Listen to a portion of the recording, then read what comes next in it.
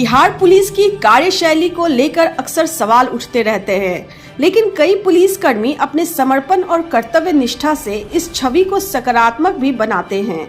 ऐसे ही अधिकारियों में एक नाम है संजीव कुमार, जो वैशाली जिले के सराय थाना के थानाध्यक्ष हैं। हाल ही में उन्होंने सराय थाने का प्रभार संभाला है और तब से लगातार सक्रिय और प्रभावी कार्रवाई करते नजर आ रहे हैं। वैशाली पुलिस कप्तान विक्रम सिहाग और एसडीपीओ गोपाल मंडल के नेतृत्व में संजीव कुमार लगातार बेहतर कार्य कर रहे हैं। इसका ताजा उदाहरण अनवरपुर गांव की घटना है, जहां शादी के महज 7 दिन बाद शौचालय की टंकी में फंसे लोगों को निकालने के लिए उन्होंने अद्भुत तत्परता दिखाई। घटना की सूचना मिलते ही वे मौके पर पहुंचे और बिना समय गंवाए रस्सी की मदद से अपने जवानों के साथ राहत कार्य शुरू कर दिया।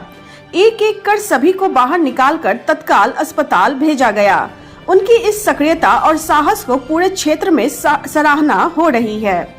स्थानीय लोगों का कहना है कि पुलिस कप्तान और एसडीपीओ के मार्गदर्शन में सराय थाना की कार्यशैली काफी प्रभावी हुई है और संजीव कुमार जैसे समर्पित पुलिस कर्मियों की क्षेत्र को सख्त जरूरत है। बताया जा रहा है कि प्रभार संभालते ही उन्होंने सराय थाना क्षेत्र के शीतल भुकड़हर गांव में अवैध शराब फैक्ट्री का भंडाफोड़ कर जहरीली शराब के बड़े जखीरे को पकड़ा था, जिससे होली के मौके पर संभावित बड़ी घटना टल गई। सत्यम परासर की है। इसके बाद पुलिस ने परिजनों से संपर्क किया, जहां से खुलासा हुआ कि सत्यम का पैसों के लेन देन को लेकर कई लोगों से विवाद चल रहा था। इसी बीच सत्यम की पत्नी के व्हाट्सएप पर कॉल और मैसेज आया, जिसमें 5 लाख रुपए की मांग की गई और पैसे नहीं देने पर हत्या की धमकी दी गई। इसके आधार पर पुलिस ने तकनीकी और मानवीय स्रोतों से जांच तेज की और टीम भागलपुर पहुंची, जहां से सत्यम को सुरक्षित बरामद कर लिया गया। एसपी के अनुसार गिरफ्तार आरोपियों का करीब 1 लाख रुपए सत्यम पर बकाया था। बार बार पैसे मांगने के बावजूद रकम नहीं मिलने पर आरोपियों ने अपहरण की साजिश रच डाली। गिरफ्तार आरोपियों की पहचान रवि कुमार, अभिषेक कुमार और आशीष कुमार के रूप में हुई है। इनमें 2 आरोपी भागलपुर के रहने वाले हैं, जबकि एक आरोपी झारखंड का निवासी है। एसपी विक्रम सिहाग ने लोगों से अपील करते हुए कहा कि अगर किसी का पैसा कहीं फंसा हुआ है तो कानून का सहारा ले। खुद कानून हाथ में लेने पर पीड़ित भी आरोपी बन सकता है। उन्होंने इस सफलता के लिए सराय थानाध्यक्ष संजीव कुमार को सम्मानित करने की बात भी कही है।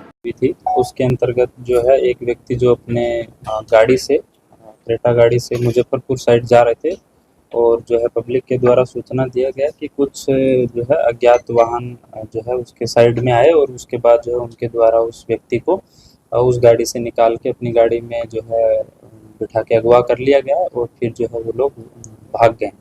इस संबंध में तुरंत जो है घटनास्थल का मुआयना किया गया और उसके बाद जो है सीसीटीवी और जो है कार की डिटेल्स खंगाली गई। कार से जो उसके ओनर हैं उसकी पहचान हुई। उसका जो नाम आया है सत्यम परासर नाम आया। पिता का नाम दिनेश ठाकुर, गांव महमूदपुर आलम, मनियारी थाना मुजफ्फरपुर। ये मुजफ्फरपुर के ही निवासी हैं और उस दिन जो है मुजफ्फरपुर साइड ही जा रहे थे।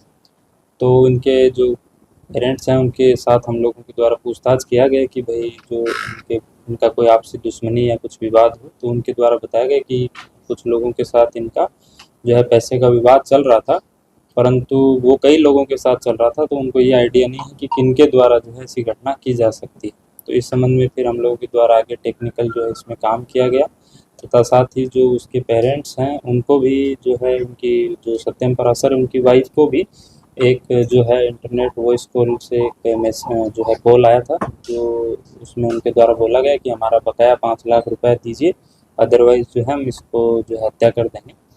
इसके बाद हम लोगों के द्वारा और आगे जो है टेक्निकल इन्वेस्टिगेशन करते हुए सीसीटीवी का फुटेज देखते हुए जो है 24 घंटे के अंतर्गत ही और जो इसको जो सत्यम परासर हैं अपहृत हैं उसको सेफली रिकवर कर लिया तथा इसमें जो 3 अपहरणकर्ता थे उनको भी हम लोगों के द्वारा भागलपुर से गिरफ्तार कर लिया गया। इसमें जो घटना का मुख्य कारण जो सामने आया है कि जो अभियुक्त थे उनका कुछ पैसा जो अभियुक्तों के द्वारा बताया गया कि 1 लाख कुछ रुपए था जो बकाया था, उसको जो है ये बार बार जो अपहृत से मांग रहे थे परंतु ये दे नहीं रहे थे। उसमें हम लोगों के द्वारा इसको फिर बाद में जो है वार्निंग भी दिया गया था, परंतु ये नहीं दे रहा था, तो इसी में फिर बाद में हम लोगों के द्वारा ये कदम उठाया गया। उसके पश्चात जो हम लोग की टेक्निकल टीम है उसके द्वारा इस नंबर को ट्रेस करते हुए अपराध को जो अभियुक्त हैं भागलपुर में अभिषेक कुमार जिनका नाम है, उनके घर से जो है बरामद किया गया और फिर अभिषेक कुमार को और उनके अन्य 2 सहयोगी हैं उनको भी गिरफ्तार कर लिया गया है। इनके द्वारा बताया गया कि जो हम लोगों के द्वारा जो गाड़ी थी वो भाड़े की गई थी और बहुत बोला गया था कि जो है हम लोगों को ऐसे ही एक पर्सन को जो है कार्य के लिए लाना है और उनको उस जो भाड़े की गाड़ी थी उसके जो चालक और मालिक थे उनको इस चीज़ की बात जानकारी नहीं दी गई थी। उस संबंध में भी आगे हम लोग अनुसंधान कर रहे हैं, परंतु इसमें विशेष बात ये है कि 24 घंटे के अंतर्गत जो जटिल कांड था और सनसनीखेज कांड था उसका जिला सूचना इकाई की टीम और जो थानाध्यक्ष सराय के द्वारा जो है एकदम सराहनीय कार्य करते हुए जो है जो अपहृत युवक था उसको बरामद भी कर लिया गया और जो मुख्य अभियुक्त थे उनकी सभी की गिरफ्तारी भी सुनिश्चित कर ली गई। इसमें एक व्यक्ति का जो मुख्य अभियुक्त है उसका सामने आया है कि वो जो है एक सरकारी कार्यालय में संविदा पे जो है कार्य करता है। अधिक जानकारी जो है बाद में हम लोग आपके साथ साझा करें। वैशाली जिला में जो है कार्य करता है।